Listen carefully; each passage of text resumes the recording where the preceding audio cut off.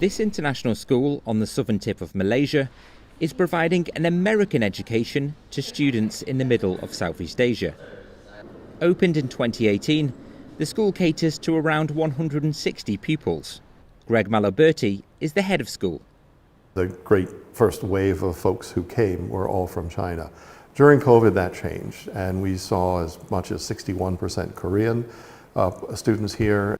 The school sits in Forest City, a development led by Chinese property giant Country Garden, with a vision of housing 700,000 people on 4 reclaimed islands between Malaysia and Singapore.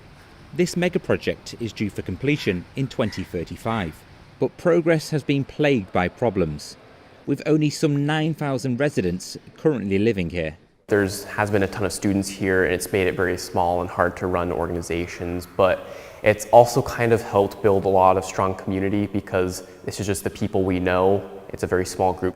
The development had looked to attract wealthy Chinese buyers, but in 2016, Beijing clamped down on the use of Chinese capital overseas. Then, in 2020, COVID hit. Borders shut in China and Malaysia, further limiting Forest City's sales. Country Garden, which owns a 60% stake in Forest City, is one of several developers hit by China's property market crisis. The company is in financial peril and reported a $6.7 billion loss for the first half of this year, warning that it could default.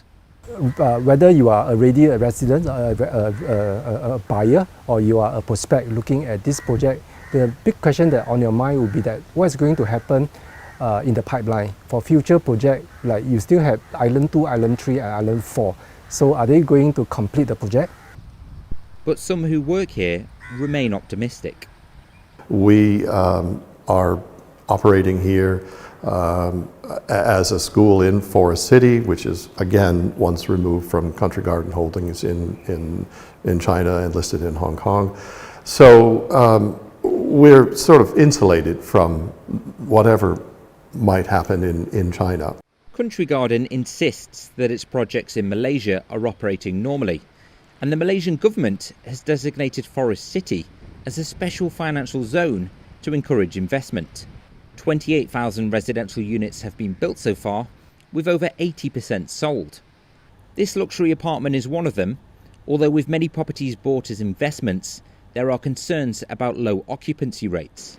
For now, the sound of silence fills the air.